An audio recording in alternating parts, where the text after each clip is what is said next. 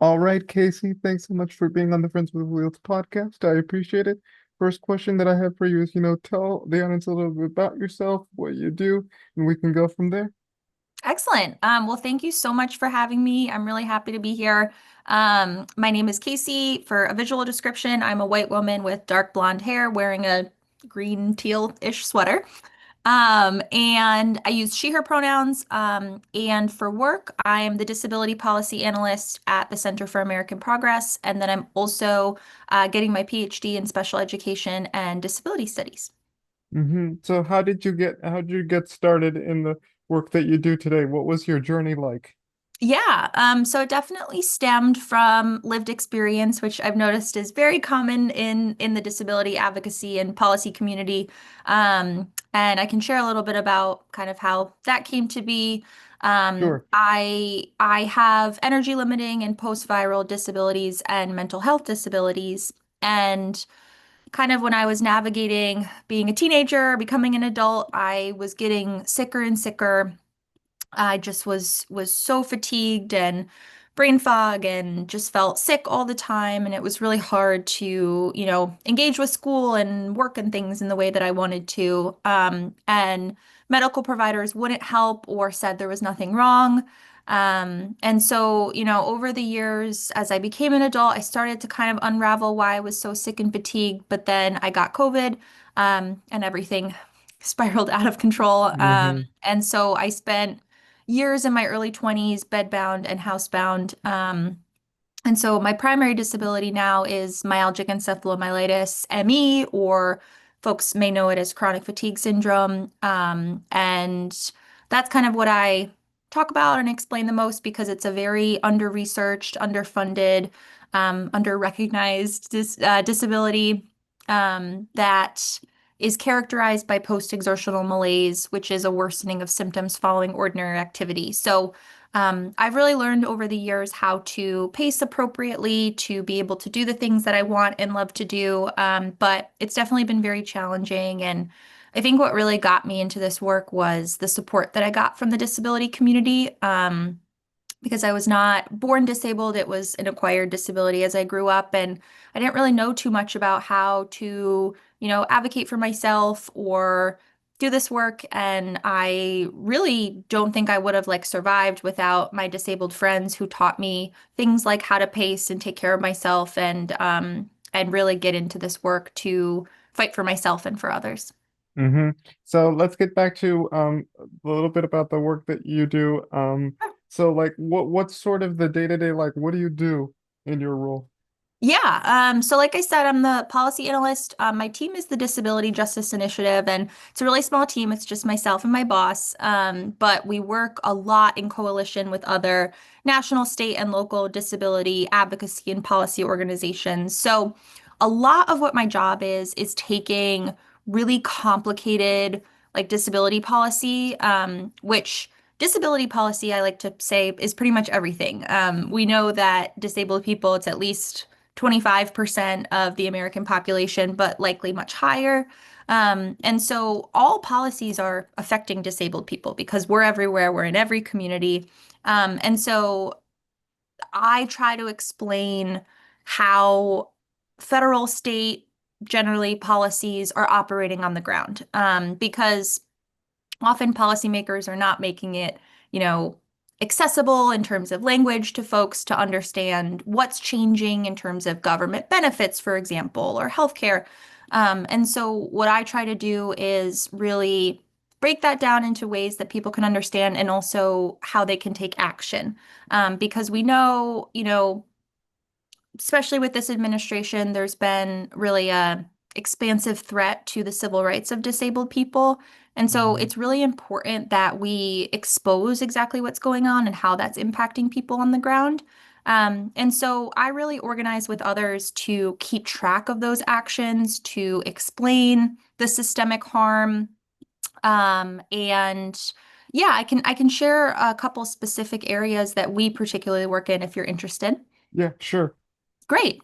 So, like I said, a very small team, but grateful to work with many other organizations like the American Association of People with Disabilities or Caring Across Generations, those are some that we work with, but we really lead at the Center for American Progress on, for example, the intersection of disability and reproductive care and equity. That's an issue that I think doesn't get enough attention, but is extremely important. And so we'll work with lawmakers to try to introduce and pass bills that make sure that disabled people can get accessible and equitable reproductive health care. We also run a coalition where policy experts and advocates and providers can come together and talk about policies and advocacy at that intersection. A big priority for us too is getting data about how disabled people access and experience reproductive health care. This is especially important as federal data in particular has been deleted or taken offline. So that's something that's really important to us. And that's an area in which we lead. I also do a good amount on disabled people's access to voting. So right now we're working on a project where we're speaking to disabled voters across the country about their experiences voting, good, bad, neutral, and how they would change kind of their state voting policies in order to expand their right to vote. I also I don't know if you can like link any articles or anything, but last month I shared a work where I went through all state laws about people under guardianship's access to vote because it's very different in every state. And some states actually don't allow disabled people under guardianship to vote at all. So that's just blanket disenfranchisement that I think a lot of people don't know about. And so I paired that with data about new bills at the state level, looking to see what the conversation was about, hopefully expanding the right to vote for people under guardianship across the states. So those are some examples about kind of what I work on at the Center for American Progress. We do a good amount also on Medicaid access in coalition with others, particularly after, the so-called One Big Beautiful Bill Act back in the summer that was passed, and that's really going to affect people with disabilities, particularly Medicaid recipients. So yeah, that's just a little bit. I know that was a lot, but No, not at all. we really are just looking at not just like critiquing policy, but explaining how it's going to affect people, and then also working to create new policy that actually will work for disabled people. Mm-hmm. Yeah, yeah, it's great that you mentioned caring across generations because I had Nicole Jorwich Yeah. on the podcast, and she talked a little bit about experience with having a relative with with a disability and Mm. kind of how she uses her own experience to talk about the sort of things that you're doing, talking about the issues and all that kind of stuff. So. Yeah. Yeah. hmm So, like, what have you learned in doing this kind of work? Is there anything new that you sort of take away from doing this kind of work in the disability justice space? Yeah. Well, first of all, I think just learning about how, like, disability justice principles in general, right? The 10 disability justice principles were created by disabled people of color. And they're so integral, I think, to doing work in this space because some of the principles are that, we're all kind of interdependent and interconnected, and we shouldn't work in silos. We should be intersectional. And so I think grounding kind of my understanding of this work in disability justice has been incredibly important. So that's kind of one piece. But as I've gotten more into this work, I think one thing I've noticed is that like language really organizes action. And if people don't understand or can't access information about how governmental policies are going to impact them, we can't fight back in an organized, strategic way.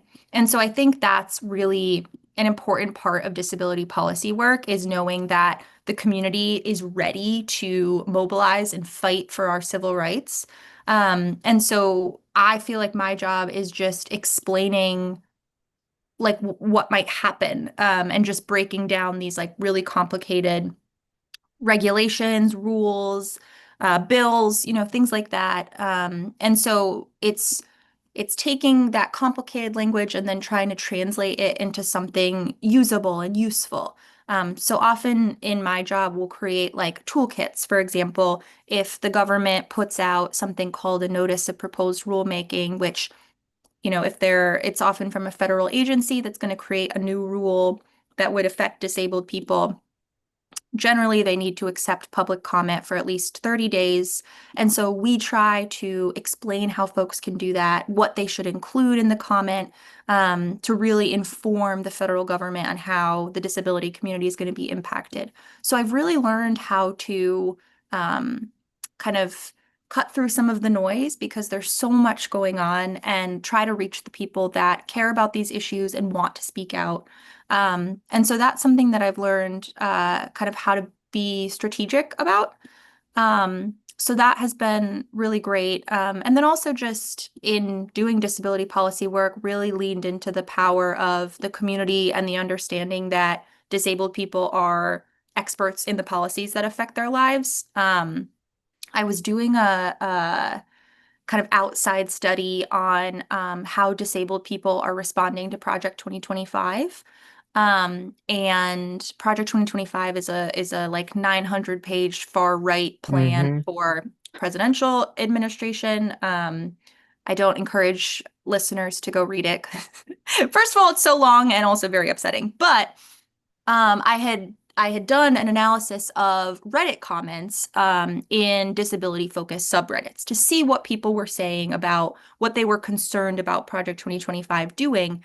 And what I found was that people were, even with very limited like legacy media info about what these policies would do or are doing, people had really like nuanced and strong understandings of these policies. So I think what I've learned is just like we really need to harness the power of the disability community because folks are just experts in the policies that impact them and their loved ones and their community members. So that's been a real learning opportunity for me is that, I think it's just getting actionable tools in the hands of folks because they have the knowledge and like the drive to fight back. And so it's just kind of garnering that momentum, I guess. Yeah. So you talked about disability justice and all that kind of stuff. So, but I'm wondering who was the disability justice person in your mind that kind of sparked that sort of movement? Because the first Mm. person that comes to mind is Judy Heumann, the late great Judy Heumann, and how she was able to use, her power and her voice for meaningful change. I don't know about you, but Yeah, that's a good question. Judy Heumann's an excellent example, especially in learning about the disability rights movement. That I have my master's degree in disability studies and was very grateful to get to do a deep dive on Judy Heumann and everything she did for our community. So definitely, roots there in the disability rights movement. In terms of kind of what inspired me, I mean, there's so many people and so many people that I've gotten the privilege to work and collaborate with, which I've been so grateful for. So, two people that come to mind right off the bat are actually two of my colleagues, Mia Ives Rubley and Vilissa Thompson. They have been really great mentors and leaders for me to learn about how to do disability policy work and advocate for community members in, like an intersectional way. That's been really, really beneficial for me just personally and professionally. For example, Vilissa Thompson coined the hashtag disability to white. And that's been really important for me to learn as a white person working in this space is that, most people who are considered experts or like listened to now and in the past about disability rights and disability policy have been white people. And so I think it's really important for me to, just take in all of that information and know the space that I'm taking up in this work. So that's been a really important piece for me to understand and to act upon.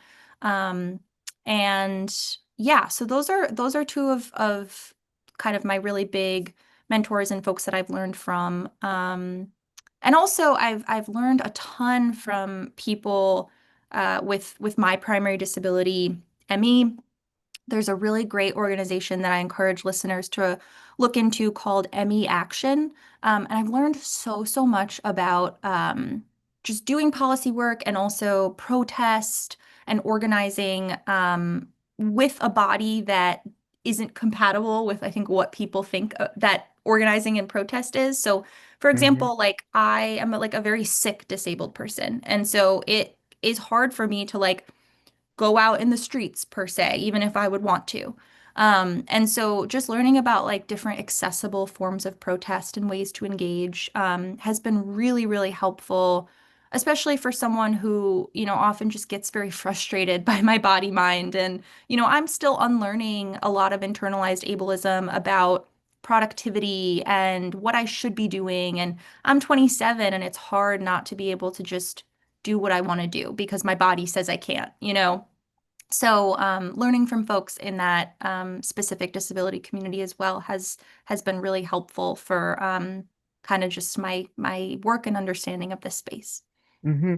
And is there anything that you'd like to learn in terms of something new in your role? Or like, is there anything that sort of catches your interest? You're like, I want to learn this or do this. That's a great question. I feel like I'm learning so much every day. And back to what I had said about like disability policy is all policy, I feel like that makes things both challenging and very interesting and a lot of space to learn because I've been grateful at the Center for American Progress to be able to engage across all sorts of disability policy areas. So, employment, education, healthcare, voting, there's so many different areas and because the disability community is everywhere. So I think just continuing to become, excuse me, an expert in these various interconnected policy spaces that all are disability policy. So that I think I'm just going to continue to learn. But I'll say too, I mentioned at the beginning, I'm a PhD student in, I think I did. I'm a PhD student in special education and disability studies, wrapping up my coursework this semester and just have loved kind of pairing that with my work. So, I do my day job in disability policy, and then at night I go to school and my dissertation is going to focus on how public school students with long COVID experience like truancy and attendance systems.